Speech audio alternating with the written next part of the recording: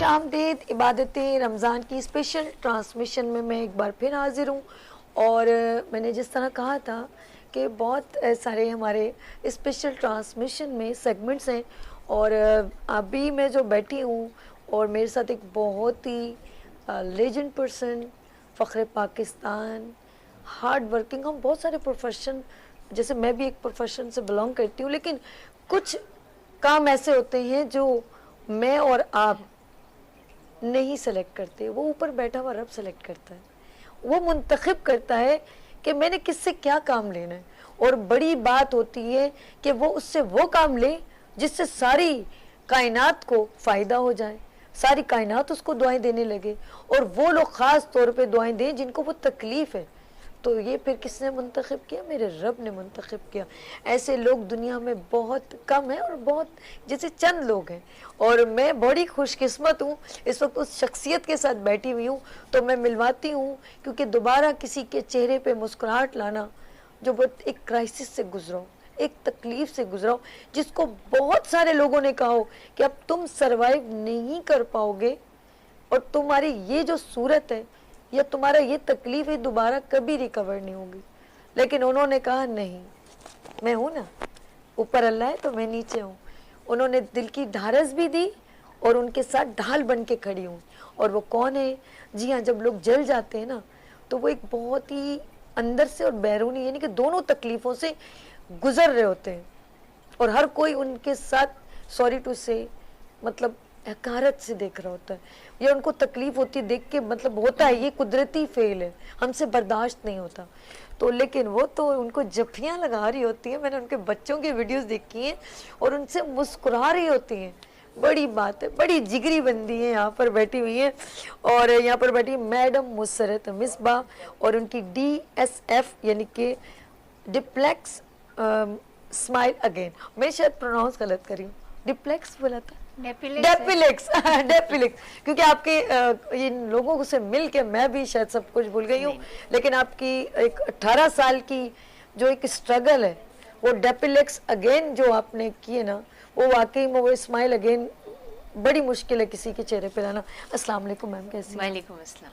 कैसा लगा आपको यहाँ पर आना? बहुत खुशी हुई और बहुत शुक्रिया कि आपने मुझे और मेरी इन बहादुर बच्चे और बच्चियों को मौका दिया कि आपके प्रोग्राम के तवस्सुत से इसके बारे में लोगों को आगाही दी जाए। और शायद रमज़ान में क्योंकि हर कोई का दिल ज़रा पसीजा हुआ होता है, बिल्कुल बिल्कुल, वो आगे बढ़ें और उनकी मदद के लिए भी सोचें। बहुत अच्छी बात की। और मैं अभी आपको मिलवाती हूँ, मैम मेरे साथ हैं, क्योंकि ये मेरी रहनुमाई करेंगी इस वक्त। मैं कहती हूँ मैं इस वक्त मेज़बान नहीं हूँ, मेरी मैम मेज़बान हो गई है। मैम आपने मुझे कहा बगैर आगे करने जी। ये मेरे प्यारे भाई हैं, इनका नाम है मोहम्मद उस्मान। अस्सलाम वालेकुम भाई, कैसे हैं आप? ठीक है जी अल्हम्दुलिल्लाह। अच्छा, उस्मान भाई का ये एक्सीडेंट कब हुआ आपसे? ये मेरे साथ अभी रिसेंटली 9 महीने पहले हुआ था। अच्छा, और 9 महीने पहले अगस्त तो में ऐसा हुआ क्या था। आपसे ट्रेजेडी क्या हुई थी? एक्चुअली मेरी एक्स वाइफ है, उन्होंने मेरे साथ फ्रॉड किया था कि यानी कि हुआ यह था कि मुझसे पहले उसकी 2 शादियां हो चुकी थी जो मुझसे उन्होंने छुपाया था। तो शादी के तकरीबन 4-5 महीने बाद मुझे पता चल गया था सारी बातें कि मुझसे पहले उसकी 2 शादियां हो चुकी हैं, और उसके बाद फिर उसका जो साबिका शौहर था यानी कि एक्स हस्बैंड था, वो उसके साथ रिलेशनशिप में भी था। मैं ऑफिस चले जाता था और वो उससे मिलने चले जाते थे, और मैं फ़ोन करता तो मुझे कहते थे मैं अम्मी के घर पे हूँ, और इस तरीके से वो चलता गया। तो फाइनली जब मैंने उसको देखा और देखने के बाद फिर मैंने उनको घर पे शिकायत वगैरह की, तो उसके घर वाले बजाय इस चीज़ को समझने के वो मेरे ऊपर ही जो है इल्ज़ाम लगाना शुरू कर दिया कि हमारे बच्चे पे इल्ज़ाम लगाते हो, वो नमाज़ पढ़ती है, पर्दा करती है। मैंने कहा मैं क्यों इल्ज़ाम लगाऊँ? फिर मैंने उनको CCTV फुटेज वगैरह दिखाई। मैंने कहा ये देखिए आप, ये फुटेज देख लें, मैं अगर झूठ बोल रहा हूँ। तो जब मैंने फुटेज दिखाई तो फुटेज दिखाने की सूरत में हुआ ये कि उनके भाइयों ने मुझे ब्लैकमेल करना शुरू कर दिया, ये फुटेज डिलीट करो और तुम जो है फेक फुटेज बना के जो है वो हमारे ख़ानदान की बदनामी कर रहे हो। इस तरीके से वो करते गए। तो फिर मैंने देखा कि मसले का हल नहीं निकल रहा, तो फिर मैंने फाइनली डिवोर्स दे दी कि जब वो हल नहीं निकाल रहे तो मैंने डिवोर्स दे दी। डिवोर्स देने के तकरीबन 3 महीने बाद जो है वो मेरे ऑफिस, मेरे घर पे चक्कर लगाना शुरू कर दिया, और उससे बस यही बात कहती थी कि आप मेरे घर आए और आके मुझसे जो है वो 10 मिनट के लिए मुझसे बात करें। तो मुझसे यही कहता था कि जो भी बात करनी है आप मुझसे फ़ोन पे बात करें। तो वो मुझे कहती थी कि नहीं फ़ोन पे नहीं करना, आप मेरे घर आके करें। तो मैंने कहा आप मुझसे फ़ोन पे भी बात कर सकती है। तो कहती थी कि नहीं, आप मेरे घर आके मुझसे 10 मिनट बात करें, इसमें कोई हर्ज भी नहीं है। तो मैंने उसको मना कर दिया। इसी तरीके से वो तकरीबन 6 महीने तक वो मेरे पीछे लगी रही। फाइनली फिर मेरे ऑफिस आई, यानी कि इंसिडेंट से तकरीबन 2 दिन पहले मेरे ऑफिस आई और आके मुझे ब्लैकमेल करती रही कि अगर आप नहीं आए तो मैं खुदकुशी कर लूँगी और इस तरीके से, और ये वो, आप आए मेरे घर पर सिर्फ 10 मिनट के लिए आए। तो मैंने कहा चलो ठीक है, मैं 10 मुहर्रम की मेरी छुट्टी है, 10 मुहर्रम को मैं आऊँगा। तो हुआ ये कि 18 मुहर्रम को मेरी तबीयत ख़राब हुई, मैं हॉस्पिटलाइज हो गया था। मेरे गुर्दे का मसला है। 18 मुहर्रम को मैं 9 मुहर्रम को मैं हॉस्पिटल में था। 18 अगस्त को रात को मैं घर आया तो उसने मुझे मैसेज किया कि आप कब आएंगे। तो मैंने उनको कहा कि मैं अगर कल तबीयत सही हुई तो मैं कल इंशाल्लाह मैं आपके पास आऊँगा, जो भी बात आपने करनी है आप मुझसे कर लीजिए। कह रहे ठीक है। तो मैं जब 10 मुहर्रम को तकरीबन 2:30 से 3 बजे का वक्त था और मैं जब उनके घर पे गया तो उन्होंने मुझे घर पे इसी तरीके से बिठाया था, गद्दा बिछा हुआ था, गद्दे पे उन्होंने मुझे बिठाया और बिठाने के बाद उन्होंने मुझे कहा कि आप मुझसे शादी करेंगे कि नहीं करेंगे। तो मैंने उससे कहा कि नहीं, मैंने तो चूँकि तलाक ही आपको इसी वजह से दिया था कि एक तो 2 शादी आपने छुपाई हैं। लेकिन आपको जब उसको तलाक दी थी फिर आप दोबारा क्यों गए उनके पास? वो मुझे मेंटली फोर्स कर रही थी कि आप मेरे घर आके मुझसे 10 मिनट बात करें। तो मैंने कहा चले कोई तो बात नहीं। बहरहाल मैं घर चला गया तो उन्होंने मुझे बिठाया और बिठाने के बाद उन्होंने ये कहा कि आप मुझसे शादी करेंगे कि नहीं। तो मैंने उसको कहा कि नहीं, मैं तो नहीं कर रहा शादी आपसे। तो बस सिर्फ इतना ही कहा। उसके बाद उन्होंने मुझे गिलास में पानी ला कर दिया और कहा कि ये पानी आप पिएं। तो इत्तेफाक से मैंने कहा कि नहीं, मैं तो नहीं पी रहा पानी, क्योंकि उस वक्त मेरे गुर्दे में दर्द हो रहा था। और डॉक्टर ने मुझे कहा था कि अगर आपके गुर्दे में तकलीफ हो तो आप पहले दवा लें और उसके 1 घंटे बाद आपने लिक्विड लेना हो या जो भी ब्रेकफास्ट हो आप कर सकते हैं। और उसके बाद फिर मैंने उसको मना कर दिया। मैंने कहा नहीं, मैं तो पानी नहीं ले सकता। अब वो मेरे साथ ज़बरदस्ती करने लगे कि आप पानी पिएं। तो मैंने उससे कहा कि आप मेरे साथ, थोड़ा डाउट हुआ होगा कुछ? नहीं, मुझे कोई डाउट नहीं हुआ। बस मैं उससे यही कह रहा था कि आप मेरे साथ ज़बरदस्ती क्यों कर रही है। जब मैं मना कर रहा हूँ एक चीज़ से कि मुझे नहीं पीना, आप मुझे क्यों कह रही हैं। तो कहने लगे कि नहीं, आप जो है गुस्सा कर रहे हैं। तो मैंने कहा नहीं, मैं गुस्सा नहीं कर रहा, मैं ये कह रहा हूँ कि मुझे नहीं पीना, मुझे तकलीफ हो रही है, मुझे दवा लेना, आप बात को समझ नहीं रही हैं। तो उन्होंने कहा कि अच्छा ठीक है। उन्होंने ये कह के फ़ौरन ये किया कि मेरे इस तरफ से यहाँ से ऐसे हटाए, क्या आप हटा दे, क्या हटाए, क्या किया? अरे अल्लाह, इस तरीके से उन्होंने फिर ये ऐसे जो है मेरे ऊपर यहाँ से पहले तो यहाँ से डाला, उसके बाद मेरी दोनों आंखें बंद हो गई, मुझे नजर आ रहा। थोड़ा सा कैप हटाए और वो कैमरे की तरफ जरा सा उस तरफ देखे। अल्लाह माफ़ करे, मैं क्या बोलूँ नाज़रीन, आप मेरे भाई को ये, और अभी कंडीशन अभी भी रिकवर ही नहीं हो रही है। तकरीबन 9 महीने हो गए, 8-9 महीने। तो उन्होंने आपके ऊपर फेंक दिया, एसिड फेंक दिया। मैं इसमें थोड़ा सा ये ऐड जी मैम बोलिए कि ये बहुत तकलीफ देह अमल था और शायद ऐसे वक्त में समझ में भी नहीं आता है। लेकिन अभी इनका कोई हफ्ता 10 दिन पहले एक आँख का ऑपरेशन हुआ है और कोशिश कर रहे हैं कि इनकी आँख जो है वो रिस्टोर कर ली जाए। और भी ऑपरेशंस हुए लेकिन बहरहाल जो इनके साथ ज्यादती हुई है वो लीगली भी वो उसको देख रहे हैं, मगर बहादुर हैं और अपनी तकलीफ़ के साथ साथ ये अपने काम में और अपनी ज़ाहिर ज़िंदगी को नॉर्मल करने की पूरी कोशिश कर रहे हैं। ऐसी बात है ना? जी बिल्कुल मैम। और जो कुछ भी आज मैं, यानी कि मेरे तकरीबन 3 सर्जरीज इन्होंने करवा के दिए DSF ने। बड़ी बात। आप खुद से अफोर्ड नहीं कर सकते? मैं खुद से अफोर्ड नहीं कर पा रहा हूँ क्योंकि ज़ाहिर इतना एक्सपेंसिव है सर्जरीज और ये सारी चीज़ें बहुत मुश्किल है मेरे लिए।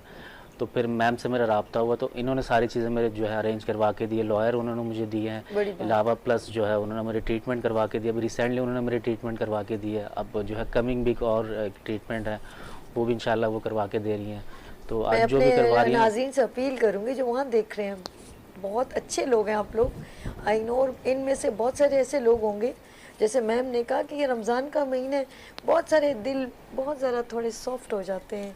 और वैसे तो हम दुनियादारी में ही लगे रहेंगे पूरे साल, लेकिन ज़रूर मैं आप सबसे एक रिक्वेस्ट करूँगी कि मैम मुसरत मिसबा का जो भी इस वक्त अकाउंट नंबर, इनका सब कुछ जो भी है, नंबर चल रहा है, अकाउंट नंबर चल रहा है, कॉन्टेक्ट नंबर चल रहा है, आप इनसे रब्ता कीजिए और इनकी मदद कीजिए प्लीज़। हमारे बैंक अकाउंट में they can transfer amount, check लें, मतलब जो जितना ज़रूरी नहीं है कि आप कोई बड़ा ही सारा नहीं, थोड़ी थोड़ी चीजें भी मिलके। अरे मैं उसके लिए भी कहूंगी जिसका दिल ये करोगे कि मेरे पास 5,000 है मैं दे दूं तो दे दे आप, प्लीज आसरा ना करें, क्योंकि थोड़े थोड़े से कतरे कतरे से दरिया बनता है। आपकी अल्लाह पाक को आपकी नीयत कबूल करेगा, आपकी क्वांटिटी कबूल नहीं करेगा कि आप करोड़ों रुपए देंगे तो वो जी अब आप बख्शे जाएंगे, ऐसा कुछ नहीं है। वो अल्लाह पाक बहुत खुश होगा जब आप ऐसे लोगों की मदद करेंगे। मेरी बहन शाहिदा बैठी हुई है जी, अस्सलाम वालेकुम, कैसी है मैम? ठीक है। मेरी बहन ने अपना पूरा स्कार्फ लिया हुआ है इस वक्त, इनकी पूरा नीचे का बॉडी गर्दन वगैरह काफ़ी जली हुई है, ऐसा ही ना गुड़िया? तो ये हुआ क्या था, ये किसने ऐसा कुछ आपके साथ भी मिसअप हुआ? जी एसिड अटैक हुआ था मेरे ऊपर। एसिड डाल दिया जी। था? जुल्म है यार माम बहुत। अल्लाह पाक के मतलब हम अपने नबी की उम्मत में से, और नबी हमेशा हमें ये रहनुमाई देते थे कि कुछ नहीं है तो आप उसको छोड़ दो, लीव कर दो। लेकिन इंसान जब तक बदला नहीं ले, मुझे समझ में ही नहीं आती ये करने से, उसको तकलीफ देने से एक बंदे को कौन सा चैन और पर आप सुकून इनसे मिल ये जाएगा? पूछे ना कि ये क्यों डाला? हाँ अब बताइए मैम ने सवाल किया क्यों। मेजबान दो हो गए, आप बताइए मुझे। जी बस ये मेरा ये हादसा इसलिए हुआ है कि रिश्ता ख़त्म हो गया था, तो उस वैसे मतलब क्या कि मतलब कहीं और मतलब ना हो सके मेरा, तो फिर भी अल्लाह का शुक्र है कि हादसे के बाद भी मेरी शादी हुई है। मेरे माशा से 2 बच्चे हैं, और तो मैं सारा अपना खुद करती हूँ। और सबसे ज़्यादा शुक्रगुजार बाजी का है जो हमें हौसला देती है और हमें हंसने का। मैं जब भी तो कहती हूँ ऊपर अल्लाह है, नीचे मुसरत में ऐसा ही है। बाजी से हमें हौसला मिलती है कि बस। और अपने हौसले को हमेशा मेरी बहन बुलंद रखे। और यहाँ पर है सायरा बानो, अस्सलाम वालेकुम, कैसे हो मेरी बहन? आपका तो ये जगह ये क्या हाथ भी जला हुआ है? जी, ये क्या किया आपने? ये एक्सीडेंट है। हाँ? एक्सीडेंट केस है ये। अच्छा जमीन का जो टैंक होता है ना पानी का, ओ वो 2 महीनों से बंद थोड़ा पड़ा हाथ हुआ ऐसे था। करना, सुना ऐसे। 2 महीनों से बंद था वो, अच्छा और मैं पानी चेक करने के लिए कैंडिस लेकर चली गई। अल्लाह अकबर, उसमें गैस होता है ना जी, तो धमाका हुआ क्योंकि धमाका हुआ, कपड़ों में आग लग चुकी थी। 90% जली हुई हूँ। अल्लाह अकबर। लेकिन ये 1 साल तक तो मतलब मेरा ये हाथ बिल्कुल कलाई इस तरीके से जुड़ चुकी थी, आई हाय मुझे बिल्कुल ऐसा अकड़ चुकी थी, कुछ भी नहीं कर सकती थी मैं। घर वाले ताना कसी कसने लग गए, इसी पे दूसरी ले आओ, काम वाली चाहिए, घर के अंदर परेशानी है, ये बाहर निकलते लोग इतनी हैरत नज़र से कि जैसे कुछ गलत किया, इस तरीके से देखते हैं। फिर ये तो 1 साल के बाद नुसरत आपा से मिली हूँ, तो सर्जरी हुई है काफ़ी, और इतनी बेहतर कि अब अल्लाह का शुक्र है हर काम कर लेती हूँ। जियो यार जियो, क्या सुना। और आपको एक चीज़ और भी बताऊं कि ये दोनों बहादुर बच्चियां जो हैं, ये इस वक्त हम एक कोलैबोरेशन के साथ जी। क्योंकि काम मैं समझती हूँ कि इन बच्चियों को अपने पाँव पे खड़ा होना चाहिए, नहीं ताकि सारा हो, शायद हो, इनको किसी का बोझ नहीं बनना ना। बेशक। तो अब ये मोटर बाइक चलाना सीख रही है। अच्छा और मैं वेरी नाइस। या so there is an organisation called pink riders, माशाल्लाह। उनके साथ अब ये मोटर बाइक्स इन्होंने तो अपना काफी हद तक आगे बढ़ चुकी है। मोटर बाइक चला, कोई वीडियो भेज दी थी, हम चलाते देखते हाँ। कितनी हिम्मत। ये हिम्मत असल में बहुत सारे लोग अपनी हिम्मत तोड़ देते हैं, लेकिन ऐसी चीजें मोटिवेशनल होती है ना, तो बंदे को बूस्ट अप करती है कि हम कुछ अच्छा कर सकते हैं। बिल्कुल। तो ये ना सिर्फ ये जैसे इन्होंने बताया अभी कि अपने घर में भी काम कर लेती हैं, अब ये जब सीख लेंगी तो वो आपने सुना होगा कि लोग मोटर बाइक्स के साथ डिलीवरी करते हैं, तो वो फिर वो काम जो है वो मजबूत हो जाएगा। कोई बकायदा हेलमेट लगा के नहीं बिल्कुल होती अच्छा, है। ये आपने बात की ना, हम लोग अपने पाकिस्तान में तो वी फील अनकंफर्टेबल, बट अगर यही हम लोग लेडीज यही पाकिस्तानी बाहर चले जाएं तो जीन्स और गाड़ी और बाइक हर चीज़ हमारे लिए बड़ी कंफर्टेबल। और वहाँ पर अगर हम यही अपने यहाँ पर भी एक सिस्टम बना लें एज कम्पेयर टू बसों के धक्के खाने से बेहतर है हम अपनी खवातीन को कितनी हेल्पिंग हैंड बन जाएंगे हस्बैंड के, भाइयों के, अब्बू के, कि भाई बच्चों को स्कूल लेके जाना है, सौदा लेकर आना है, न सिर्फ हम उल्टे सीधे वो धक्के खा रहे हो, कोई आगे से कोई पीछे से, ऐसा ही है ना मैम। तो इनके लिए मेरे ख्याल में हम लोगों को अपना माइंड चेंज करो, सिर्फ माइंड चेंज करने की बात और कुछ सही भी बात नहीं। है। और देखो मैं भी ये बताना चाहूँगी कि जैसे इन्होंने रीज़न बताया कि रिश्ते से इनकार किया, या उन्होंने रिश्ता ख़त्म किया, ये तो हादसाती तौर पे इससे भी हम बहुत कुछ सीखेंगे। बिल्कुल कि बिल्कुल। मतलब अल्लाह ताला ने आपको अक्ल दी है तो उसका इस्तेमाल बेहतर तरीके से होना चाहिए था, लेकिन घर में काम करने वाली बच्चियां जो होती हैं वो बेध्यानी होती हैं, और इतने बड़े हादसे से गुजरने के बाद जैसे उन्होंने कहा कि जो लोगों के रवैये हैं जी। वो बहुत बुरे होते ये हैं, नहीं लोगों होना के रवैये इन लोगों के साथ भी बुरे हैं, और इनको उस बहादुरी के साथ ये आगे जो बढ़ रही हैं, जी। तो इसमें जहाँ इनकी अपनी हिम्मत है, जहाँ डेप्लेक्स स्माइल अगेन फाउंडेशन इनको आगे बढ़ने में मदद करता है, वहाँ पे इनकी मजबूती और एतकाद अल्लाह ताला के ऊपर जो है वो बहुत ज़रूरी है। बेशक। और फिर इन तमाम चीज़ों के बावजूद भी, जैसे मैं भी आपके इंट्रो में सुन रही थी कि शुक्र अल्हम्दुलिल्लाह, आपने कितनी दफ़ा कहा, ये एक बड़ी प्यारी बात है कि कैसे ही हालात क्यों ना हों, आपको अपने रब का शुक्र अदा करना चाहिए, क्योंकि जो कुछ उसने हमें नवाज दिया, जो कुछ उसने हमें दिया, हम उस काबिल ही काबिल नहीं ही हैं। नहीं थे, सही उसके कहा। बावजूद भी वो हमें दिए जाता है, दिए उसके जाए। बावजूद भी वो हमें संभालता है। तो अगर मैं तो हमेशा कहती हूँ कि अगर मेरी ज़ुबान, हमारी ज़ुबान लकड़ी की तरह खुश्क भी हो जाए तो भी उसका शुक्र जो है ना करना आय वो कम है। बड़ी बात। सो मैं समझती हूँ कि हिम्मत, हौसला, अल्लाह की मजबूती जो है, रस्सी को मजबूती के साथ थामना, ये सब चीज़ें बहुत इम्पॉर्टेंट हैं। लेकिन जहालत को ख़त्म करने के लिए तालीम जो है वो बहुत ज़रूरी होती है, बच्चियों के लिए भी और बच्चों के लिए बिल्कुल भी। बिल्कुल ठीक। जो तालीम नहीं हासिल कर पाते, जी। ऐसा नहीं है कि हमारे घरों में हम अपने बच्चों को कुरान नहीं पढ़ाते हैं, जी। और कुरान जब शुरू करते हैं तो भी मिठाई बांटते हैं, और ख़त्म करते हैं तो भी बांटते हैं, बिल्कुल ठीक। लेकिन उसके बाद माँ बाप का फ़र्ज़ ख़त्म नहीं हो जाता है। जी। मैं समझती हूँ सैबी के एक ऐसा वक्त आता है जहाँ पे बच्चे और बच्चियाँ गुनाह और सवाब का डिफरेंस समझते हैं, बिल्कुल ठीक। अच्छाई और बुराई को समझते हैं, मोहब्बत को समझते हैं, रिश्तों की पहचान करने लगते हैं। वहाँ पर माँ बाप का फ़र्ज़ बनता है कि वो कुरान को और बेहतर तरीके से अपने बच्चों को समझाएं, क्योंकि अगर हम कुरान में देखें तो अगर मर्द को तलाक का हक़ है तो औरत खुला ले सकती है, लड़की अपनी पसंद से शादी कर सकती है, जहेज़ ना लाने के ऊपर इन लोगों को जलाया जाता है। हमारे रसूल पाक सल्लल्लाहु अलैहि वसल्लम ने अपनी बेटी हज़रत फ़ातिमा ज़हरा को क्या जहेज़ दिया। आय हाय। रिश्ते की पहचान देखिए कि वो अपनी जगह से उठते थे, उनके माथे पे बोसा दे के अपने पास बिठालते थे। तो सिर्फ माँ ही का रिश्ता नहीं है, तमाम रिश्ते जिसमें बेटियाँ, बहू, आपके अजीज़ व अकारिब सब हैं जिनकी आपको एहतराम और इज़्ज़त करना चाहिए। फिर विरासत के ऊपर भी इनके ऊपर तेज़ाब फेंक दिया जाता है या जला दिया जाता है, चाहे छोटा सा ज़मीन का टुकड़ा होता है तो इसको क्यों मिले, बेटे को क्यों ना मिले, या चचा के बेटे को क्यों ना मिले। उसके लिए भी पूरी आयात सूरा लिखी हुई है जिसमें पूरा तरीका बताया गया है। तो अगर हम अपने कुरान को और अपने मज़हब को पढ़ना शुरू करें और पढ़ने के बाद उसको समझना शुरू करें तो उससे बेहतरीन ज़िंदगी गुजारने के तरीक़ेकार उसमें, और फिर हमारे रसूल पाक सल्लल्लाहु अलैहि वसल्लम की हयात तैयबा जो है वो हमारे सामने है। तो ऐसा हो नहीं सकता कि ये चीज़ें हों। ज़िंदगी भर हम अपने बच्चों को डराते हैं कि गुनाह करोगे तो दोज़ख में जलाओगे, ठीक है। ये प्रोगेटिव जलाने का या बर्न करने का ये अल्लाह ताला का है, वो सज़ा और जज़ा का मालिक है। हम अपने हाथ में कैसे उसकी मखलूक के लिए ये करते हैं।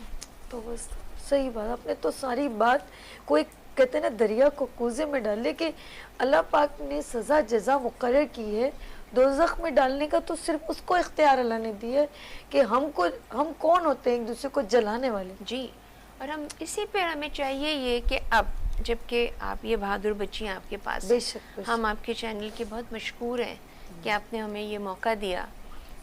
हमें चाहिए कि इसके बारे में आगाही दें। बेशक। हमें चाहिए कि वो माएँ जो ये प्रोग्राम आज देख रही हैं, जी जी, जहाँ वो अपनी बेटियों को तरबियत देती हैं, वही बेहतरीन तरबियत वो बेटों को भी दें, बेशक। क्योंकि बेटे भी ये हरकतें करते हैं ना। तो ये तमाम तालीम, तरबियत और मज़हब, इन चीज़ों को साथ लेके चलें तो कोई चीज़ मुश्किल नहीं होती है।